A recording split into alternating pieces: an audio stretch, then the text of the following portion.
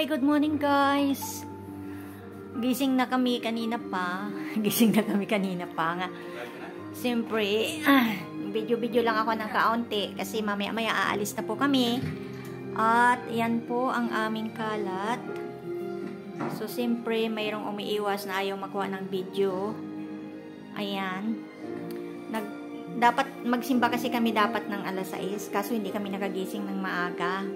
Dapat alas 9 din kaso nagkatamaran na kasi kumain. Tapos, ayan. Tapos anong oras na ngayon? Kaya napag-usapan namin na mamaya na lang kami magsimba mga 12.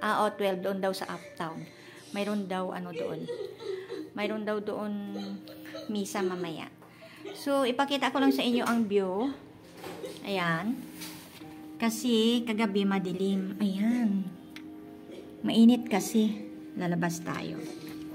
Oops. Ayan. So, dito po tayo ngayon. Ayan. Ayan. Nandito na tayo ngayon. At least, naiba ang atmosphere. Nakalayo ng kaunti sa bahay. Ayan. Ayaw ko nga sanang sumama kasi siyempre nakakapagod at iniisip ko overnight lang naman. Bakit hindi na lang dito sa bahay? Pero alam ninyo, kapag makalabas ka din ng bahay at naiba-iba, iba ang gising sa umaga kasi iba yung nakita ko, iba yung nakikita ko kaysa yung karaniwang araw-araw. Medyo magaan ang pakiramdam na nakaalis sa bahay ng bali 2 days kasi ngayon, kahapon kami umalis tapos natulog kami ngayon. Mamaya pa kami uuwi, medyo siguro gabi kasi maglalakad-lakad pa kami dito. Mamasyal-masyal. At nandito po kami ngayon sa Uptown sa may BGC. Nandito lang po kami sa may taas ng Landers. Ayan, ang ganda ng Dito lang po kami sa taas ng Landers. So, dyan lang. Ayan, gusto ko lang makapture yung yung view. Kasi paalisan na kami mamaya. Maya maliligo na ako. Kasi anong oras na? Mag-aalas 10 na. Ay 11 aalis na kami. Kailangan namin na mag-check out ng 11. Tapos sisimba kami ng 12. After nun, tsaka pa lang kami mag-lunch. After ng lunch, maglakad-lakad ng kaunti dyan. So, yan ang view. Yan ang mga bahay-bahay. Ang gaganda ng mga bahay, napaka-colorful. Yan. So, dito sa kabila naman, ayan o. At, may narinig ako nagko-construction. Mayroong tao sa baba. Mayroong tao sa baba. Ayan o. Ang laki ng swimming pool, guys. Ayan yung blue na yan. Doon sa kabila. Ang laki. So, ganyan yan kataas. Ayan, ganyan kataas. At mayroon akong nakita doon sa itaas doon yung mama sa tuktok ng ayan, nandun oh. Ayan ang mama. Ayan ang mama sa may itaas ng ayun, ito sa itaas. Ayan siya. So, ang taas ng kanyang posisyon. Buti hindi siya nalulula. Kami ay nasa 27th floor. So, siguro yung kanyang kinalalagyan ay mga nasa 50th floor na yung ginagawa niya. So, ganun kataas, guys. Ayan, oh. Imagine mo kung gaano ka itaas ang kanyang pinanggagalingan. Ang kanyang pinanggagalingan, ayan. Minamadali na nila ako kasi alas 10 na. Aalis na kami ng 11. So, kailangan na. So, ayan. Kawawa naman tong mga construction. Ang hirap ng kanilang trabaho. Sana siguro naman malaki ang hazardous nila niyan, no? Kasi, imaginin mo, kung wala sila, walang building. Walang ganito kataas ng mga building. Kaya dapat sila palakpakan. Okay? So, hanggang dito na lang muna. Kasi nga, ako ay mag-aayos na muna. Dahil kami ay mag-aalis na. Mamaya na lang ulit. Kami ay aalis na. Wait na po kami.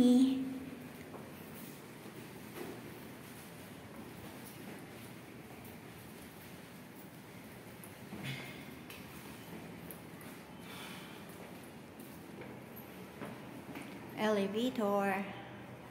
Babos. Nandito na po kami sa baba at mag-out na po kami. Okay na? Guys, naglalakad po kami ngayon papuntang simbahan.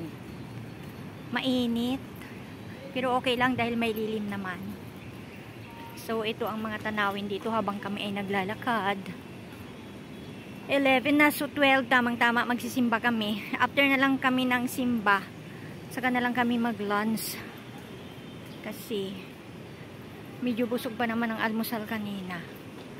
Nag-almusal kami kanina. Kaya okay, so maghapon kami dito. Mamaya pa kami uuwi. Bali 2 araw kaming nawala. Saka isang gabi.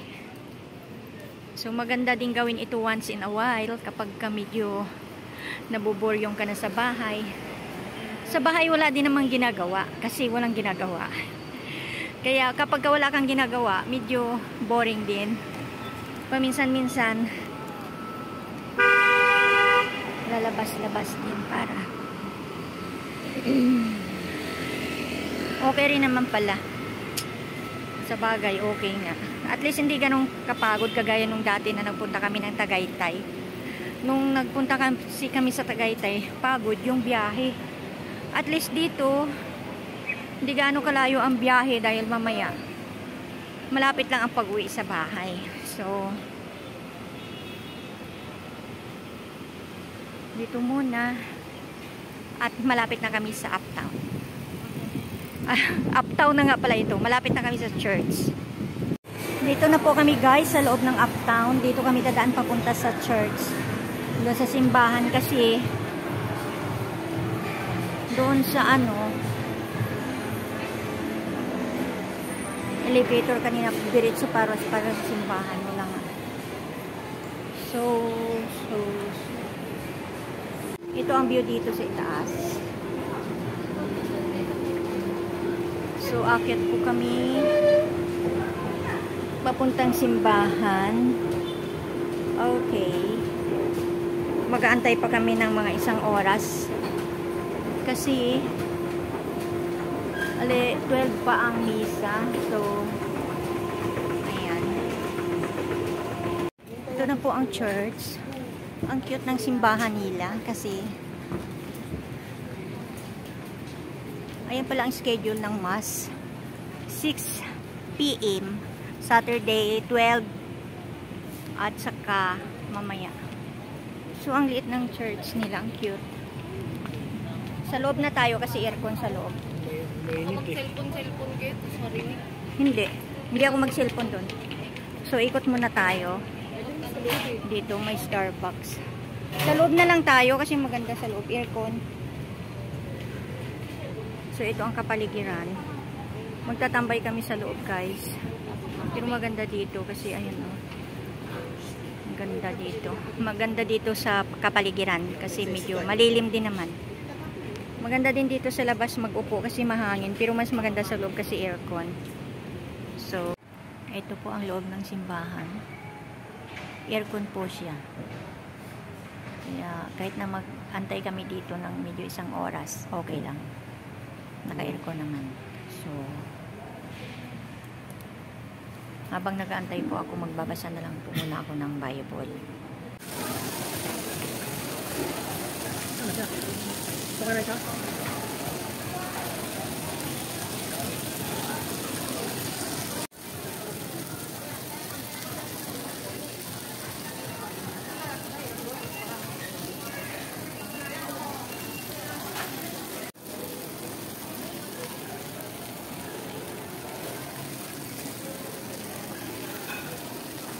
Ito na po, nag-order na po kami pero hinalo-halo na namin ni teriyaki.